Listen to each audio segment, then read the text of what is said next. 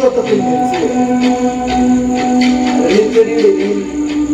ഒരു പ്യൂപ്പ തൂങ്ങിയിരിക്കും.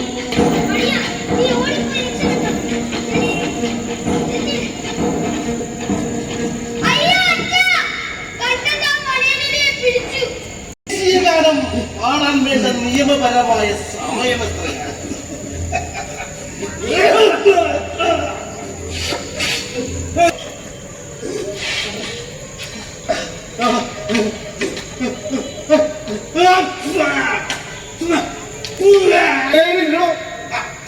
ഈ കണ്ണി കണ്ട സിനിമാക്കാരുടെ പണിതറങ്ങാൻ എനിക്ക് വയ്യതേ. ഒരിക്കൽ ഒരാൾ കാട്ടുവഴിയിലൂടെ നടക്കുകയാണ്.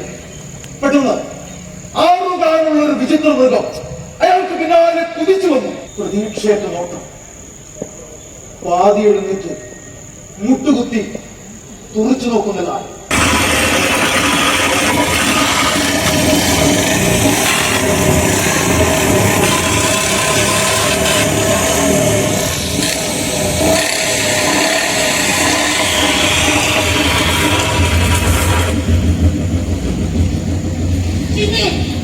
ഗേറ്റിനടുത്ത് കുറെ വണ്ടികളൊക്കെ കുറെ ആളുകളും എനിക്ക് പേടി വന്നു. ഒന്ന് ചെന്ന് നോക്കി.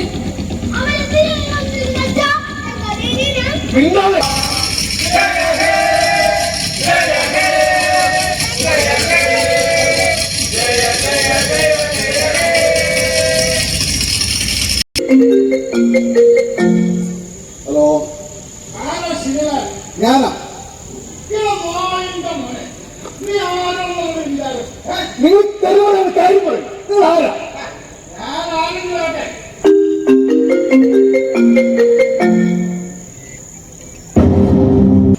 നിങ്ങൾ പേടിക്കണ്ട. ഞാൻ രാവിലെ തന്നെ പോലീസ് സ്റ്റേഷനിൽ പോയൊരു പരാതി കൊടുത്തു. എന്നാ അവർ തീരുമാനമെടുത്തു വന്ന പിന്നെ ഒന്നും ചെയ്യാൻ കഴിയില്ല. ഇരകളായി മാറും. അവർ അടുത്ത തലമുറക്ക് വളമായി മാറും. എന്നാൽ മനുഷ്യവർഗം അതെല്ലാം ഭേദിച്ച് അതിജീവിച്ച് മുന്നോട്ട് തന്നെ സഞ്ചരിച്ചുകൊണ്ടേയിരിക്കും. അങ്ങനെയാണ് മനുഷ്യവൃത്തി. പരസ്പരം പോരടിച്ചും ശുദ്ധീകരിച്ചുമാണ് അതിന്റെ മുന്നേറ്റം. 100,000 പ്രശ്നങ്ങളാണ്. അതിനിടക്കാണ് നിനക്കുള്ള പീറ എഴുത്തുക നേരിടും പ്രശസ്തിക്ക് വേണ്ടി മക്കളത്തെ കഥകൾ എഴുതി ജനങ്ങളുടെ സ്വരങ്ങളെ നൽകിയിട്ടു.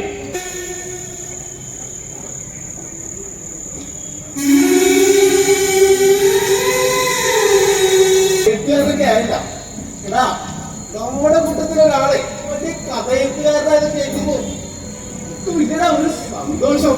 കൂട്ടുകാരെ സഹായിക്കട്ടെ. നീ ചെല്ല്, നീ ചെല്ല്, നീ എടുക്കടാ, നീ എടുത്തോണ്ട് വാടാ. നീ അവനാണെങ്കിൽ കരച്ചിരുവാ. പുളിമൂക്കൻ സാറിനോട് പറഞ്ഞ് തല്ലുകൊള്ളിക്കാതിരിക്കണമെങ്കിൽ പിറ്റേന്ന് 15 പൈസ കൊണ്ടുവരണമെന്ന് പറഞ്ഞ് വാശി പിടിച്ചു. പേടിച്ചിട്ട് ഞങ്ങൾ സമ്മതിച്ചു.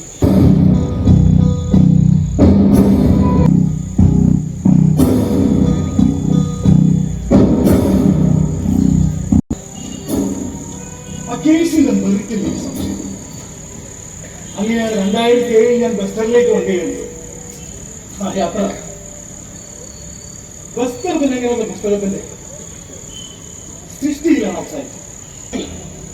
തൂത്തുക്കുടിയിൽ നിന്നും സ്ട്രൈറ്റ് ആയുകളെയും ദക്ഷിണ സമുദ്രത്തിലേക്ക് വരത്താൻ ഓസ്ട്രേലിയയിലും താൻ പോരുന്നു. ഞാൻ അത്രയ്ക്ക് കാൽപ്പനികനൊന്നല്ലേ.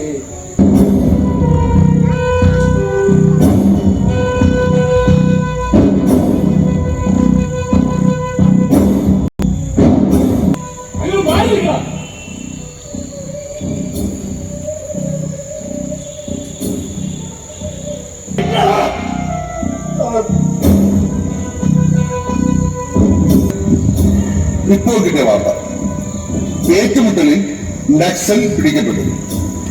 തൂത്തുക്കുടിയിൽ വെച്ച് നടന്ന പോലീസ് ഏറ്റുമുട്ടലിൽ ഭീകരവാദ ലിസ്റ്റിലുണ്ടായിരുന്ന രാജ്കുമാർ എന്ന നക്സൽ ഭീകരൻ പിടിക്കപ്പെട്ടു.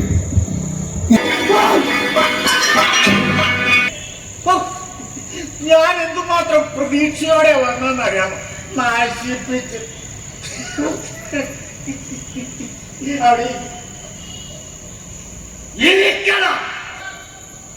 എന്റെ സഹപാഠിയും ഇപ്പോൾ എഴുത്തുകാരനെന്ന് സ്വയം പൊങ്ങച്ചം പറഞ്ഞു നടക്കുന്നയാളുമായ ശ്രീമാൻ ശിനിലാൽ 32 വർഷങ്ങൾക്ക് മുമ്പ് പ്രവർത്തിച്ച ഒരു രാജ്യദ്രോഹ കുറ്റം നിയമത്തിന്റെ മുമ്പിൽ കൊണ്ടുവരാനാണ് ഈ പരാതി.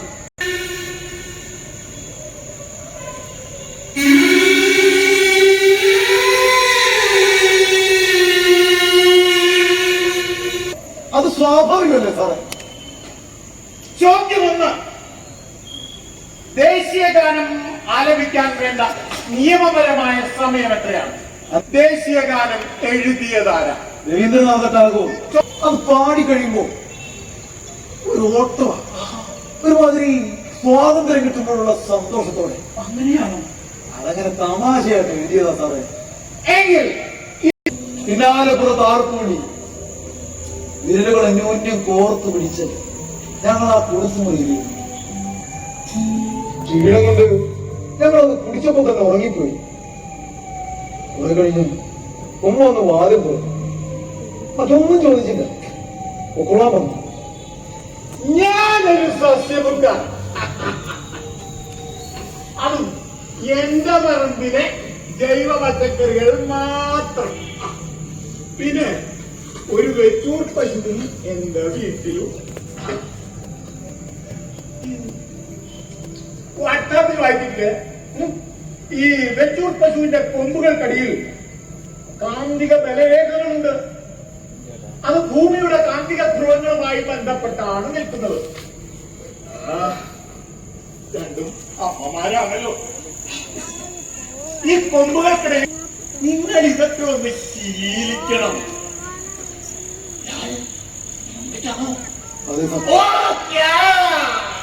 അപ്പൊ അസുരഗണമാണ്.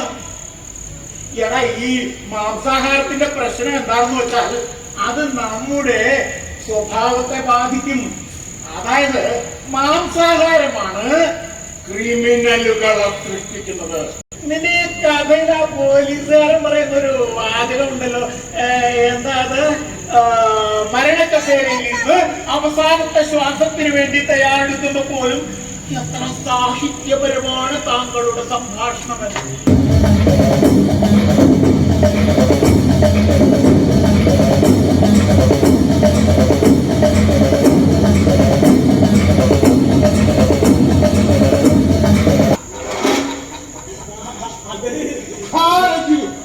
ആധാർ കാർഡിന്റെ നമ്പർ പാസ്വേഡായി വെക്കോ?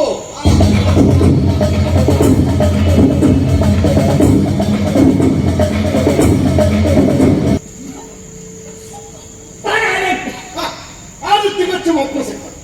നിങ്ങൾ വ്യക്തികളെ കുറിച്ച് ചിന്തിച്ച് വ്യാകുലപ്പെടാതെ ആശയങ്ങളെ കുറിച്ച് ചിന്തിക്കുക.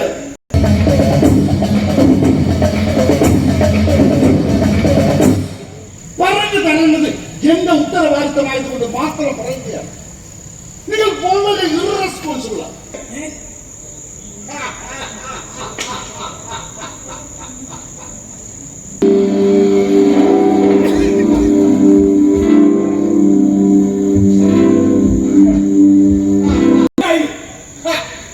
എനിക്കിവിടെയുമല്ല, എല്ലാ വീട്ടിലും കാര്യങ്ങളുണ്ട്. Because I am the statesman. ഞാൻ ആഗ്രഹിച്ചുള്ളൂ. അതൊരു തെറ്റാണോ? സഹോദരി പറയും, അതൊരു തെറ്റാണോ?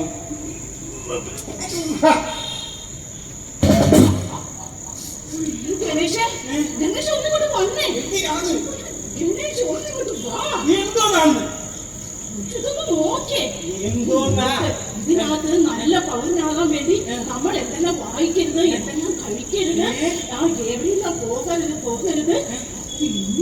പിന്നെ നമ്മൾ വിശേഷ ദിവസങ്ങളില് ഏത് വസ്ത്രം ധരിക്കണമെന്ന് ഒരു കാര്യം ചെയ്യാം, നമുക്ക് സ്റ്റേറ്റ്സ്മാനോട് ചോദിക്കാം. സ്റ്റേറ്റ്സ്മാനോട് ചോദിക്കാം.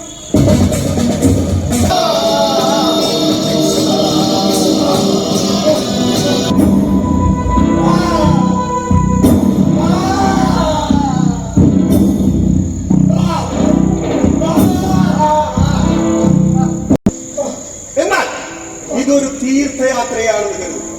ഈ യാത്രയിൽ താങ്കൾ ജ്ഞാനമനം തൊട്ട് സംസാര ദുഃഖങ്ങൾക്ക് അതീതനായി പരബ്രഹ്മത്തെ അറിഞ്ഞു.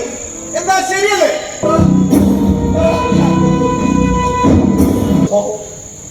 മനുഷ്യാവസ്ഥ അങ്ങനെയാണ്. എന്റെ വിഷയം മനുഷ്യ സ്വാതന്ത്ര്യമാണ്.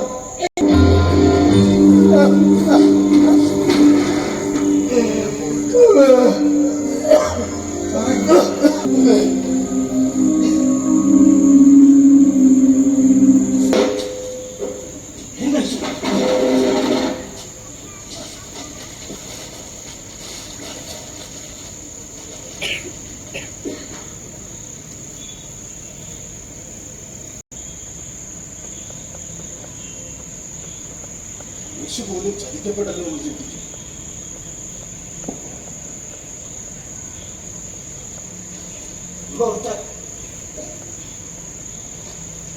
ഒന്നോർത്താൽ രക്ഷമാണല്ലേ ജീവിതം. രക്ഷമുണ്ടാക്കുന്ന പ്രാർത്ഥനകളെ സാറൊന്നും വായിക്കുന്നു.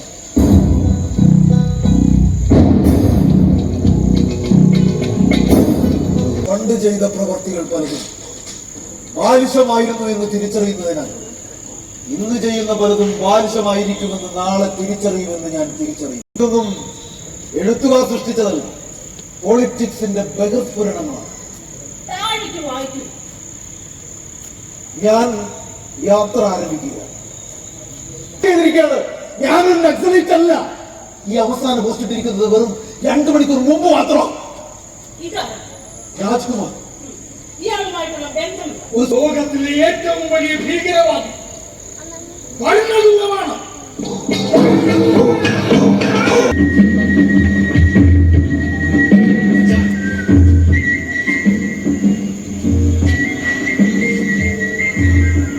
ഇതിലേക്കുള്ള ഇറക്കമിറങ്ങുമ്പോൾ കാത്തുനിന്ന് ഞാൻ കൈ കാണിച്ചു. ബസ് വരുന്നത് കാണാൻ നല്ല രസമായിരുന്നു. പക്ഷേ എനിക്കപ്പോൾ തോന്നിയത് ഒരു കല്ലെടുത്തെറിയാണ്.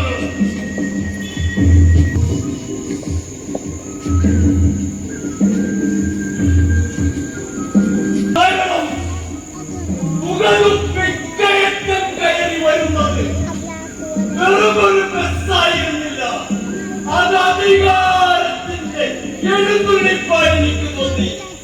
അധികാരം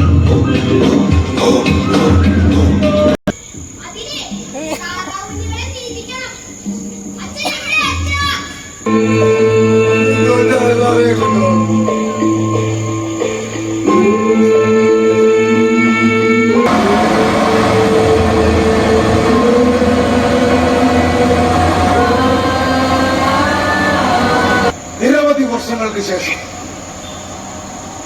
ഫയറിംഗ് സ്ക്വാഡിനെ നേരിടാൻ നിന്നപ്പോ പണ്ടച്ചൻ മഞ്ഞ് കത്തി കാണിക്കാൻ കൊണ്ടുപോയത് അർലിയാനോ ബോന്തിയാക്കോ ഓർമ്മ വന്നു.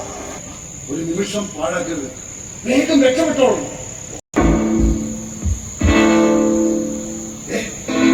സ്ഥലം മനസ്സിലായില്ലേ? രാജ്കുമാറോട് ഏത് രാജ്കുമാർ? അവൻ ഒരുപാട് പുറകിലാണ്. ഒരു നിമിഷം പാഴാക്കരുത്. ഞാൻ ജീവിതം വെച്ച് കളിക്കുക. ഈ നോക്കുകയായിരുന്നോടെ രക്ഷപ്പെടേ.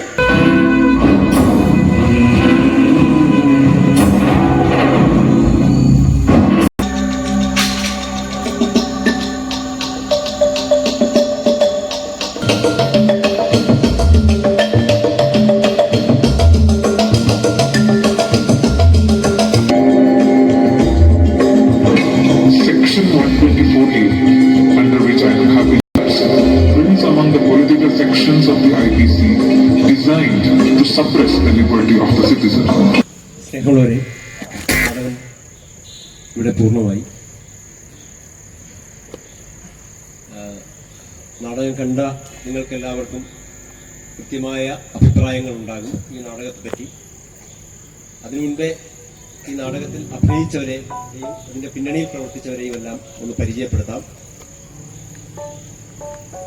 ആദ്യം പരിചയപ്പെടുത്തുന്നത് ഞങ്ങളുടെ ഡയറക്ടറായിട്ടുള്ള ഡോക്ടർ സാംകുട്ടി പട്ടങ്കരിയാണ്.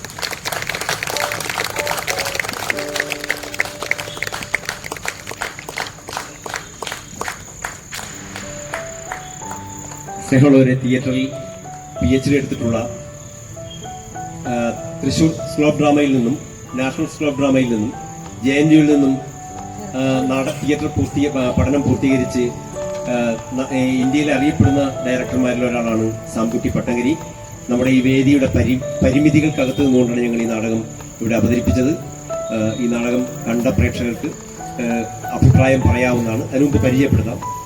ഈ നാടകത്തിലെ പ്രധാന കഥാപാത്രമായി വന്നത് ഷില്ലാലാണ്. ഷില്ലാല് വെള്ളത്താടി എന്നറിയപ്പെടും, നന്ദഗോപൻ.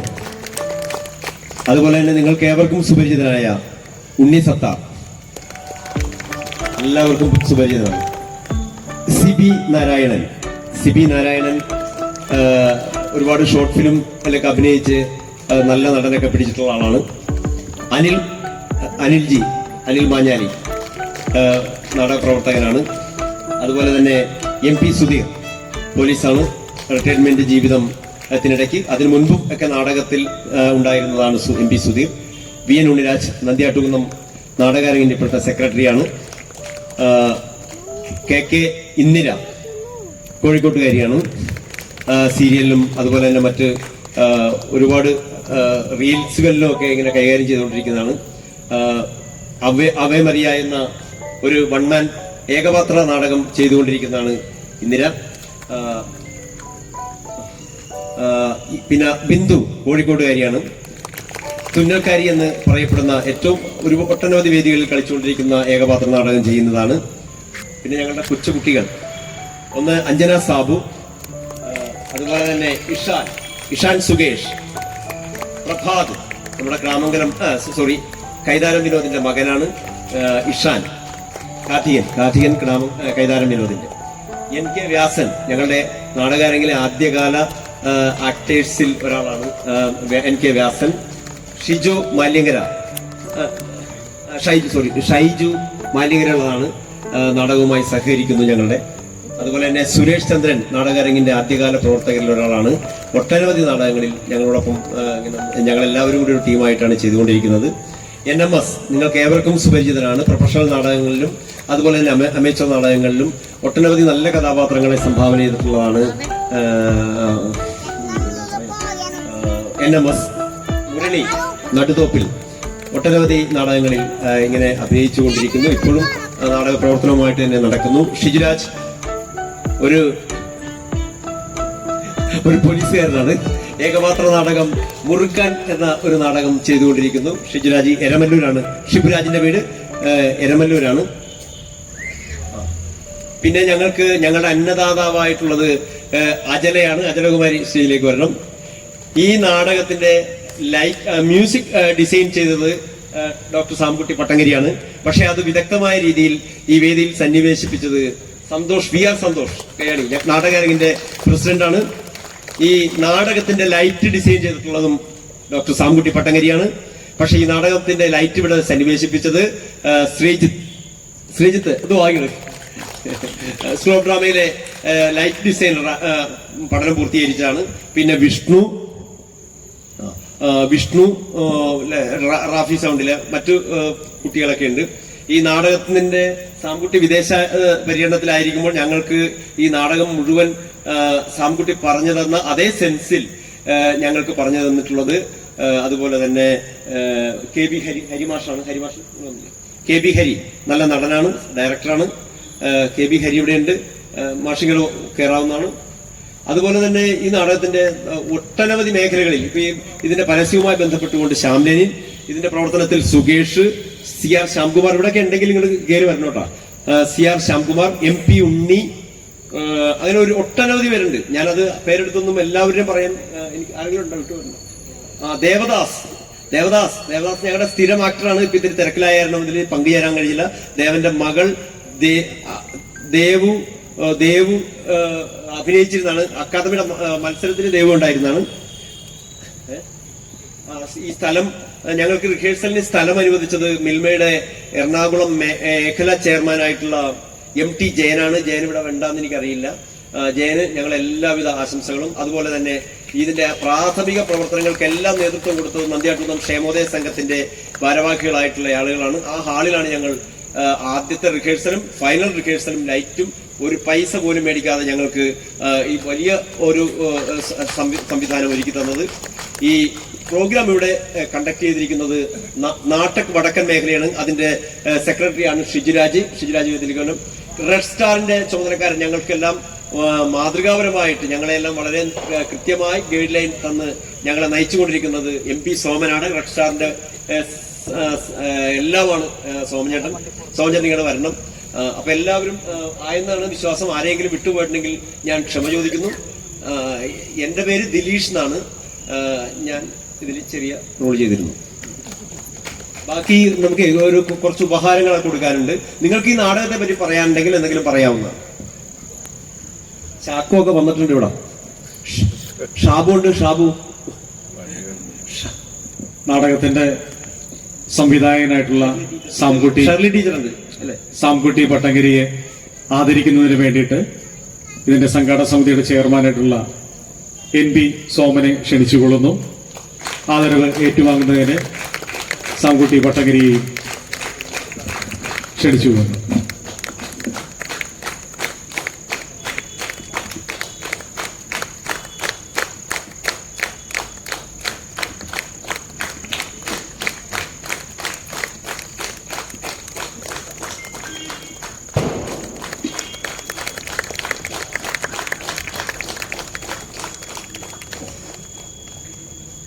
ഞങ്ങൾ ഈ വേദിയിൽ ശ്രീ രവി മോനോനെ ആദരിക്കുന്നു.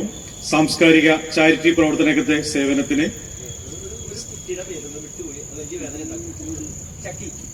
ഈ നാടകത്തിൽ ഇപ്പൊ ഒന്ന് കയറിയതാണ്. ചക്കി ആ പേര് വിട്ടുപോയി. കുഞ്ഞു കുട്ടിയാണ്, അതുകൊണ്ട് അതിന് മനസ്സിന് വലിയ വിഷമം ഉണ്ടാകും. ചക്കി ഒന്ന് കൂട്ടോ. ചക്കി എവിടെ? ചക്കി ഉണ്ടായിരുന്നു.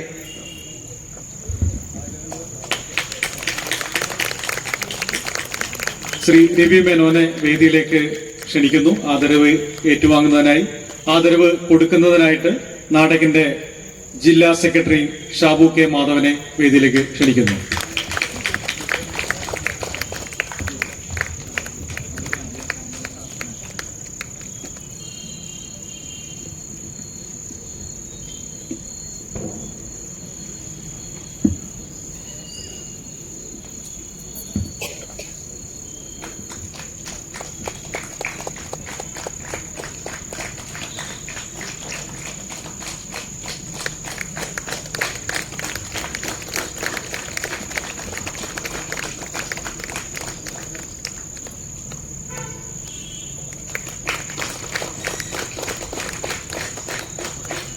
ശ്രീ സജീവ് മാനാടിയലിനെ ഞങ്ങൾ ഈ വേദിയിൽ ആദരിക്കുന്നു. പ്രവാസി സാംസ്കാരിക ചാരിറ്റി പ്രവർത്തകനായിട്ടുള്ള സജീവ് മാനാടിയലിനെ ഞങ്ങൾ വേദിയിലേക്ക് ക്ഷണിക്കുന്നു. ആദരവ് കൊടുക്കുന്നതിന് വേണ്ടി ഇപ്റ്റയുടെ ദേശീയ വൈസ് പ്രസിഡന്റായിട്ടുള്ള ഷേർലി സോമസുന്ദരത്തെ വേദിയിലേക്ക് ക്ഷണിക്കുന്നു.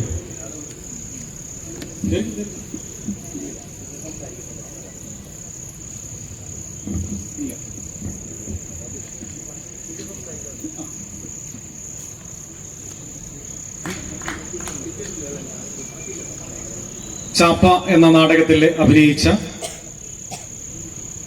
ആബ ഉണ്ണിസത്താറിനെ ഞങ്ങൾ ഈ വേദിയിൽ ആദരിക്കുന്നു. ആദരവ് കൊടുക്കുന്നതിന് ഷേർലി സോമസുന്ദരത്തെ ക്ഷണിക്കുന്നു. ആദരവ് ഏറ്റുവാങ്ങുന്നതിന് ആബ ഉണ്ണിസത്താറിനെ വേദിയിലേക്ക് ക്ഷണിക്കുന്നു.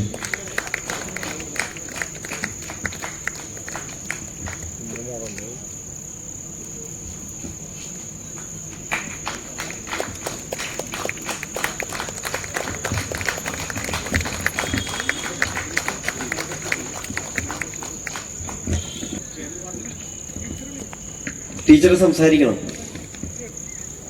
കാരണം ആദ്യമേ കൂടദേശത്തിന്റെ മുന്നിലും പിന്നിലും ഒക്കെ പ്രവർത്തിച്ച എല്ലാവർക്കും എൻ്റെ ആശംസകൾ, അഭിനന്ദനങ്ങൾ, ബഹുമാനം, ആദരവ് എല്ലാം.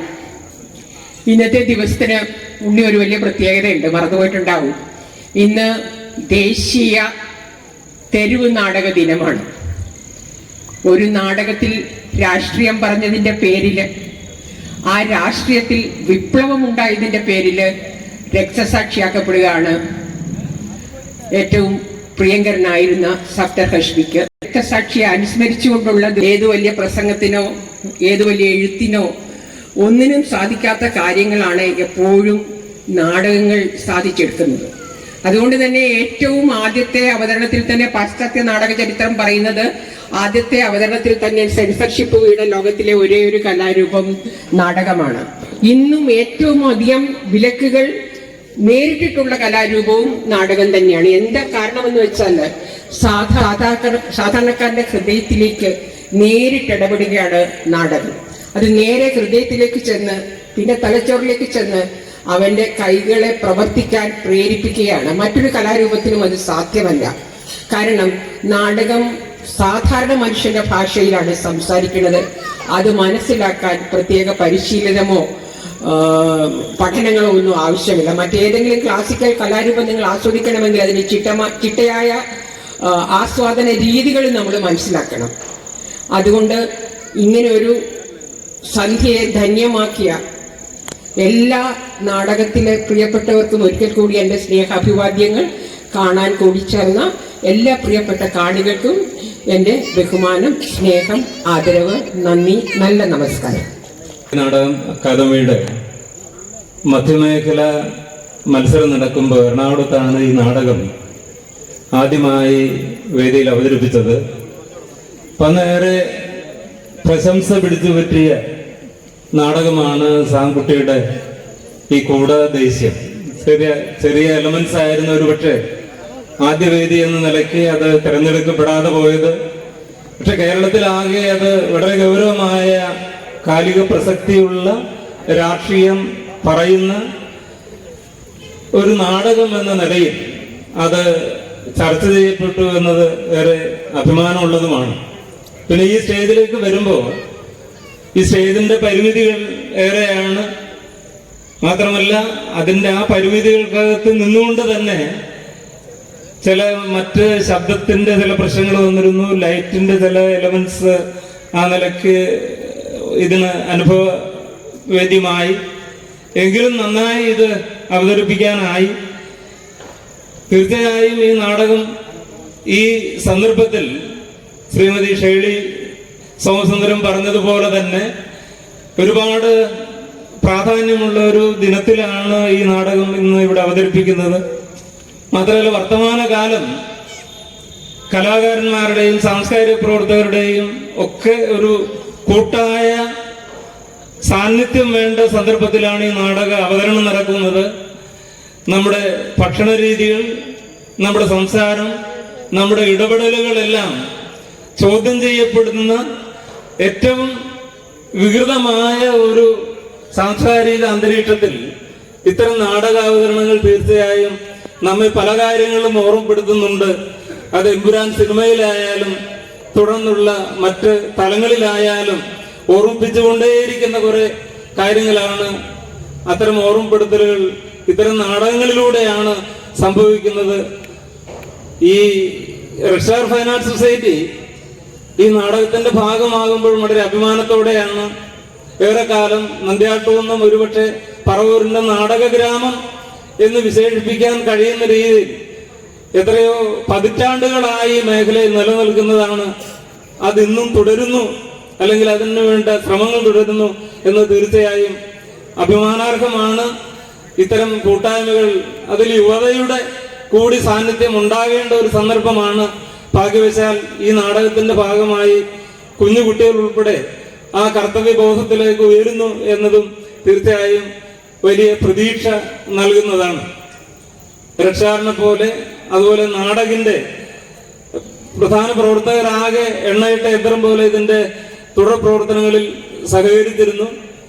ഈ നാടിന് ഒരു പൈതൃകമുണ്ട്. ആ പൈതൃകം ആ നിലയ്ക്ക് തുടർച്ചയിൽ ഉണ്ടാകാൻ പ്രാപ്തമായ രീതിയിൽ ഇത്തരം പ്രവർത്തനങ്ങളുടെ ഭാഗമായി നിങ്ങൾ ഉണ്ടാകണം എന്ന് മാത്രം സൂചിപ്പിച്ചുകൊണ്ട് ഒരിക്കൽ കൂടി ഈ സംഘാടനത്തിൽ സഹകരിച്ച എല്ലാ നാടക പ്രവർത്തകരെയും, എല്ലാ കലാകാരന്മാരെയും, സാംസ്കാരിക പ്രവർത്തകരെയും വളരെ അഭിമാനത്തോടെ ഓർത്തുകൊണ്ടും തുടർ പ്രവർത്തനങ്ങളിൽ നിങ്ങളുടെ സഹകരണം അഭ്യർത്ഥിച്ചുകൊണ്ടും എൻ്റെ ചുരുക്കം വാക്കുകൾ അവസാനിപ്പിക്കുന്നു. Thank you.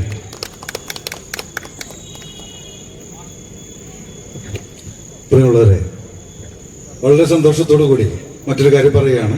35 വർഷങ്ങൾക്ക് മുമ്പ് ഞങ്ങൾ ഒരുമിച്ചൊരു കോളേജിൽ നാടകം കളിച്ചിരുന്ന ഒരു വ്യക്തി ഇവിടെ ഉണ്ട്. ശരത്ചന്ദ്രൻ. ശരത് കോഴിക്കോട്ടുകാരനാണ്, ഈ നാടകം കാണാൻ വേണ്ടി വന്നതാണ്. ശരത് നിങ്ങളോട് 2 വാക്ക് സംസാരിക്കും. അത് കഴിഞ്ഞ് ചാക്കോ മാഷ് ഇവിടെ ഉണ്ടല്ലോ, ചാക്കോ മാഷ് സംസാരിക്കും. ആദ്യമായി ഈ സംരംഭത്തെ പിന്നിൽ പ്രവർത്തിച്ച എല്ലാവരോടും വലിയ നന്ദി രേഖപ്പെടുത്തുകയാണ്. കാരണം വർഷങ്ങൾക്ക് ശേഷമാണ് സാമൂഹ്യ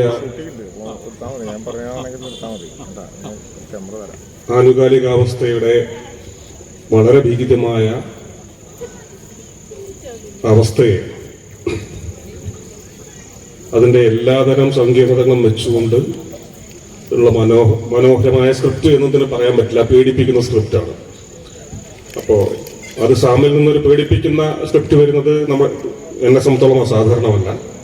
അപ്പൊ അങ്ങനെയുള്ള ഒരു പ്രൊഡക്ഷൻ കാണാൻ ഉള്ളൊരവസരം ഒരുക്കിയിട്ടുള്ള ഈ നാട്ടുകാർക്ക്, പൊതുവിൽ സംഘാടകർക്ക് സവിശേഷമായി വളരെയധികം നന്ദി ഞാൻ ഈ അവസരം പ്രാഥമികമായി രേഖപ്പെടുത്തട്ടെ. ഉണ്ണി എന്നെ പരിചയപ്പെടുത്തിയതുപോലെ 80കളുടെ 2ാം പാദത്തിൽ ഒരു പക്ഷേ ഗവൺമെന്റ് ഈവനിംഗ് കോളേജിന് ശേഷം, ചരിത്രപരമായി സൂക്ഷ്മമായി പറയുകയാണെങ്കിൽ ഗവൺമെന്റ് ഈവനിംഗ് കോളേജിന് ശേഷം ഏറ്റവും ചടുലമായ ഒരു ക്യാമ്പസ് നാടകവേദി എന്ന നിലയിൽ പ്രവർത്തിച്ചിരുന്ന പാലക്കാട് എഞ്ചിനീയറിംഗ് കോളേജ് എന്ന സ്ഥാപനത്തിൽ നാടകവേദിയിലേക്കും തിയേറ്ററിലേക്കും ഉണ്ണികൃഷ്ണൻ എന്ന ഒരൊറ്റ വ്യക്തി കാരണം കാലെടുത്ത് വെക്കാൻ പറ്റിയ, ആ അനുഭവത്തിലൂടെ പോകാൻ പറ്റിയ ഒരു വ്യക്തിയാണ്.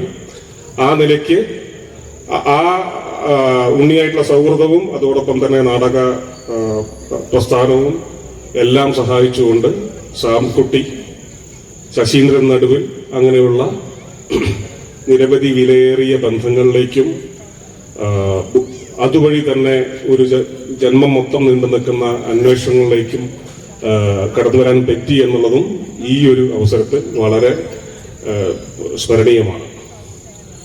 എല്ലാ ഭാവുകങ്ങളും ഇതിൽ വർക്ക് ചെയ്ത പ്രവർത്തകർക്ക് നൽകുന്നു. നാടകത്തെക്കുറിച്ച് സാന്ദർഭികമായി പോലും അല്ലെങ്കിൽ വ്യാവഹാരികമായി പോലും നിരൂപണാത്മക ഞാനൊന്നും പറയുന്നില്ല. അവസാനം ഇതിലെ കേന്ദ്ര കഥാപാത്രമായ ശ്രീലാൽ ഓടിയൊളിക്കുന്നത് കാട്ടിലേക്കാണെങ്കിൽ ഇപ്പോഴത്തെ ആനുകാലിക അവസ്ഥയിൽ നമ്മൾക്ക് ഓടിയൊളിക്കേണ്ടത് നമ്മളെ ചൂർന്നു നിൽക്കുന്ന തീവ്ര വലതുപക്ഷ രാഷ്ട്രീയത്തിന്റെ ഉള്ളിലേക്ക് തന്നെയാണ്. നമ്മൾക്ക് ഓടിയൊളിക്കേണ്ട കാടുകളില്ല, അല്ലെങ്കിൽ നമുക്ക് രക്തസാക്ഷിത്വം വഹിക്കുവാനുള്ള കാടുകളില്ല. ഈ നാടകങ്ങൾ, ഈ തെരുവുകൾ ഒക്കെ തന്നെ നമുക്ക് ഓടിയൊളിക്കാനുള്ളതല്ല, നമുക്ക് ജനാധിപത്യത്തെയും മനുഷ്യസ്നേഹത്തെയും അതോടൊപ്പം തന്നെ ഭരണഘടന അടക്കമുള്ള മൂല്യങ്ങളെയും അത് ഉളവാക്കുന്ന സൂക്ഷ്മ ജീവിത സ്വാതന്ത്ര്യങ്ങളെയും സംരക്ഷിക്കുവാൻ വേണ്ടിയിട്ടുള്ള ആനുകാലികമായൊരു വെല്ലുവിളി ഏറ്റവും യഥാർത്ഥമായി ഈ നിമിഷം ഇപ്പോൾ നമുക്ക് ചുറ്റും മിടിച്ചുകൊണ്ടിരിക്കുന്ന ഒരു അവസ്ഥയിൽ ആ ഒരു തയ്യാറെടുപ്പിന് വളരെയധികം പ്രസക്തമായിട്ടുള്ള ഒരു കാഴ്ചപ്പാടിന്റെയും സമര സഹന ബോധ്യത്തിന്റെയും ഒരു തുടക്കം നൽകുവാൻ ഈ നാടകത്തിന് പറ്റിയെന്നതിൽ എനിക്ക് യാതൊരു സംശയവുമില്ല. ആ അർത്ഥത്തിൽ കൂടി ഞാൻ ഈ നാടകത്തിന്റെ സംഘാടകരെയും പ്രവർത്തകരെയും ഏറ്റവും ഹൃദയംഗമമായി തന്നെ അഭിവാദ്യം ചെയ്യുന്നു. Thank you. ഹൃദയത്തിൽ ആഞ്ഞു തറയ്ക്കുന്ന രീതിയിലൊരു നാടകം അനുഭവിച്ചതിന് ശേഷം വൈകിയ വേളയിൽ ഒരുപാട് പൊളിറ്റിക്സ്, രാഷ്ട്രീയം പറയുന്നതിന് വലിയ അർത്ഥമൊന്നുമില്ല. പക്ഷെ ഒരു കാലഘട്ടം ഇത്തരം നാടകങ്ങളെ ആവശ്യപ്പെടും, അത് ഉണ്ടാക്കാനായിട്ട് പ്രേരിപ്പിക്കും. വളരെ സൗന്ദര്യവൽക്കരണം, അത് അതിൻ്റെതായിട്ടുള്ള കെട്ടിക്കാഴ്ചകളും ആ രാഷ്ട്രീയതയൊക്കെ പ്രചരിപ്പിക്കുന്നതിൻ്റെ എണ്ണം കൂടി അതിന് കൂട്ടത്തിൽ വർഗീയതയും മതവും മതരാഷ്ട്രത്തെക്കുറിച്ചുള്ള ഒരുപാട് പിടിവാശികളും അടിച്ചമർത്തലുകളും ഒക്കെ സംഭവിക്കുമ്പോൾ തീർച്ചയായിട്ടും രാഷ്ട്രീയ ബോധമുള്ളൊരു സംഘം എന്നുള്ള രീതിയിൽ നാടകരങ്ങിൽ നിന്ന് ഇങ്ങനത്തെ ഒരു നാടകം തന്നെയാണ് പ്രതീക്ഷിക്കുന്നത്. കിണറ് മുതൽ എന്താ പറയാ മേരി ഫെറാർ മുതൽ അളിഞ്ഞ വാർത്ത മുതൽ ഒരുപാട് പൊളിറ്റിക്കൽ തിയേറ്റർ 30 കൊല്ലം മുമ്പ് 40 കൊല്ലം മുമ്പ് ചെയ്തൊരു ടീമാണ് നാടകരങ്ങ്. അപ്പൊ ഇവിടെ ഒരു തിരുനാടകം പോലും ഞാൻ ഒന്ന് വർക്ക് ചെയ്തിട്ടുണ്ട്. ഇവിടെ വരാത്ത ആരുമില്ല. പോൾസൺ താണിക്കലും ഇതെല്ലാവരും ഒന്ന് പോകുന്ന മണ്ണാണിത്, കെടാമംഗലം. അങ്ങനെയുള്ള ഒരു രാഷ്ട്രീയ ബോധമുള്ള സ്ഥലത്ത് നിന്ന് ഇങ്ങനെയില്ലാതെ ഒരു നാടകം ഇങ്ങനെ സംഭവിക്കുക. പിന്നെ നമ്മളെപ്പോഴും ആലോചിക്കണം, നേരത്തെ ഇവിടെ എല്ലാവരും രാഷ്ട്രീയം പറഞ്ഞ കാര്യം തന്നെയാണ്. ഹിന്ദു വർഗീയത, സംഘപരിവാർ വർഗീയത ഭയങ്കര ഭീകരം തന്നെയാണ്. ഭരണഘടനയെ തന്നെ അട്ടിമറിക്കപ്പെടുന്ന കാര്യങ്ങളാണ് പോകുന്നത്. ഇതിലെ ഉണ്ണിസത്താർ വന്നു പോകുന്ന രീതിയിൽ നിങ്ങൾ അടുക്കളയിലും തൂറായിരിക്കുന്നിടത്ത് നിങ്ങളുടെ പിന്നെ ബെഡ്റൂമിൽ വരെ കയറിയിട്ട് ഇടപെടും എന്നുള്ളതാണ്. വളരെ സിംബോളിക്കാണ് ആ ക്യാരക്ടർ. വളരെ അക്ഷരഹാസ്യത്തിൽ തന്നെയാണ് ചെയ്തിരിക്കുന്നത്. ആ എൻകൗണ്ടർ കില്ലിംഗ് ഒക്കെ നടന്നുകൊണ്ടിരിക്കുന്ന UP-യിൽ ഇഷ്ടം പോലെ നടക്കുന്നുണ്ട്. അപ്പോ ഈ ആരോപിച്ചുകൊണ്ട് UP-യെ ചുമത്തിക്കൊണ്ട് എന്ത് സംഭവിക്കാം. ഞാൻ ഈ സംസാരിച്ചു കഴിഞ്ഞ് ഞാൻ വീട്ടിലെത്തുന്നതിന് മുമ്പ് എന്നെ അറസ്റ്റ് ചെയ്ത് കൊണ്ടുപോവാം.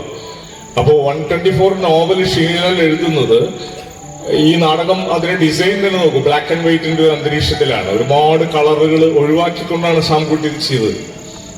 ഈ പ്ലേക്ക് അങ്ങനെ റഫായിട്ടുള്ള ഒരു ട്രീറ്റ്മെന്റ് ചെയ്യാൻ പറ്റുള്ളൂ. അല്ലാണ്ട് വളരെ ഭംഗിയുള്ള ഭയങ്കര അലുവ മുറിച്ച പോലെയുള്ള സീനുകളൊന്നും പ്രതീക്ഷിക്കരുത്.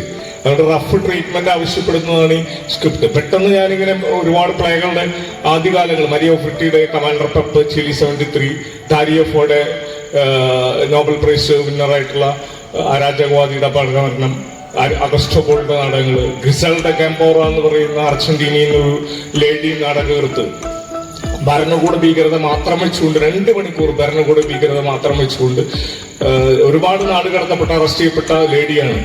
അർജന്റീനിയൻ നാടകത്താണ് ഗ്രിസൽഡ കാമ്പോറ. ലാറ്റിൻ അമേരിക്കൻ തിയേറ്ററിന്റെ ട്രീറ്റ്മെന്റ് ആണ് ബൊളീവിയൻ നാടകം ഫോക്കിൽ കണ്ടത്. നമ്മൾ ഇങ്ങനത്തെ ഒരു സബ്ജക്റ്റിനെ ഇങ്ങനെയല്ലാതെ എങ്ങനെ സമീപിക്കുക എന്നുള്ളത് തന്നെയാണ്. സീൻ ചേഞ്ചിൽ വരുന്ന ഞാനെപ്പോഴും പറയാറുണ്ട്, ചെറിയ ലാഗിങ് വരുന്നത് വളരെ ഡിവൈസുകൾ ഉപയോഗിച്ച് ലിങ്ക് ചെയ്ത് പോവാം വിതൗട്ട് ബ്ലാക്ക് ഔട്ട്. അത് വേണമെങ്കിൽ ശ്രമിക്കാവുന്നതാണ്. പക്ഷെ ഒരുപാട് നമ്മുടെ ശാസ്ത്രന്റെ മെൻ വിത്തൗട്ട് ഷാഡോസ് ഇതെല്ലാം ഭരണകൂട ഭീകരതകൾ തന്നെയാണ് പറഞ്ഞിട്ടുള്ളത്. എന്തുകൊണ്ടാണ് പറയേണ്ടി വരുന്നത്? ആ കാലഘട്ടത്തിൽ ആ രാജ്യത്തെ ഭരണകൂടം ഫാസിസത്തിലേക്ക് വഴിതെറ്റുന്ന സംഭവമാണ്. നമ്മുടെ ഇവിടുത്തെ പിന്നെ അടിയന്തരാവസ്ഥയ്ക്ക് ശേഷവും മുൻപും പിൻപും വന്ന നാടകങ്ങളുടെ ഗൗരവം നോക്കിയാൽ മതി. ഭരണകൂടത്തെ ചോദ്യം ചെയ്യാതെ പറ്റാത്തൊരവസ്ഥ വരികയാണ്. അപ്പോ എല്ലാവർക്കും സുഖലോലുപരായിട്ട് നാടകം കണ്ട് നല്ലൊരു സദ്യ ഉണ്ട പോലെ പോകാൻ പറ്റണമെന്നില്ല. സദ്യയിൽ വെള്ളത്തിന് പകരം ചോര വിളമ്പുന്ന ഒരു കാലമാണ്. ചോര കുടിച്ചു നോക്കുക എന്ന് പറഞ്ഞുകൊണ്ട് വിളമ്പുന്നതാണ്. ഇവിടെയും അതുപോലുള്ള ഒരു റഫ് ട്രീറ്റ്മെന്റ് ആണ്. എല്ലാവിധ ആശംസകളോട് കൂടുതൽ സംസാരിക്കുന്നില്ല. ഈ പ്ലേനെ നമ്മുടെ കേരളത്തിന്റെ മണ്ണിലെങ്കിലും വിവിധ സ്ഥലങ്ങളിൽ ഏറ്റെടുത്ത് കളിപ്പിക്കണം എന്നുള്ളതാണ്. അക്കാഡമിയുടെ സെലക്ഷനിൽ വന്നിരിക്കുന്ന 18 ഒരു 10 നാടകവും പൊളിറ്റിക്കലാണ്. ഒന്ന് ജാതിക്കെതിരെ, ദളിത് അടിച്ചമർത്തലിനെതിരെ, സവർണ മേധാവിത്വത്തിനെതിരെ, ഭരണകൂട ഭീകരതയ്ക്കെതിരെ. ആവിഷ്കാര സ്വാതന്ത്ര്യം ഉയർത്തിപ്പിടിക്കേണ്ട ഒരു സമയം തന്നെയാണത്. കാരണം ഇന്ന് ഉയർത്തിപ്പിടിച്ചില്ലെങ്കിൽ നാളെ മിണ്ടാൻ പറ്റില്ല. നമ്മൾ പറയുന്നു ഇപ്പൊ നമ്മൾ ഈ കോൺഗ്രസിന്റെ കാര്യത്തിലല്ല വേവലാതി. ഒരു രാജ്യത്തെ മുഴുവൻ കാവ്യവൽക്കരിക്കുന്ന, ഒരു രാജ്യത്തെ ഒരു ഭക്ഷണം, ഒരു വസ്ത്രം, ഒരു ചിന്ത, ഒരു നിറം, മഴവില്ലിന് ഒരു നിറം കൊടുക്കാൻ തീരുമാനിച്ചാൽ നടക്കുമോ? നടക്കില്ല. ഇതേപോലെ ആവിഷ്കാര സ്വാതന്ത്ര്യം ഉയർത്തിപ്പിടിക്കുന്ന എഴുത്തുകാരെ നിരന്തരം വേട്ടയാടുന്ന ഒരു കാലമാണ് കാത്തിരിക്കുന്നത്. ഈ ഫാസിസം തുലയട്ടെ, വർഗീയ ഫാസിസം തുലയട്ടെ, ജനാധിപത്യം നീണാൾ വാഴട്ടെ. ഫാസിസം തുലയട്ടെ, വർഗീയ ഫാസിസം തുലയട്ടെ, ജനാധിപത്യം നീണാൾ വാഴട്ടെ എന്ന് മാത്രം പറഞ്ഞുകൊണ്ട് ഈ നാടകം ചെയ്ത സാംകുട്ടിക്കും ടീമിനും സംഘാടകർക്കും അഭിവാദ്യങ്ങൾ അർപ്പിക്കുന്നു.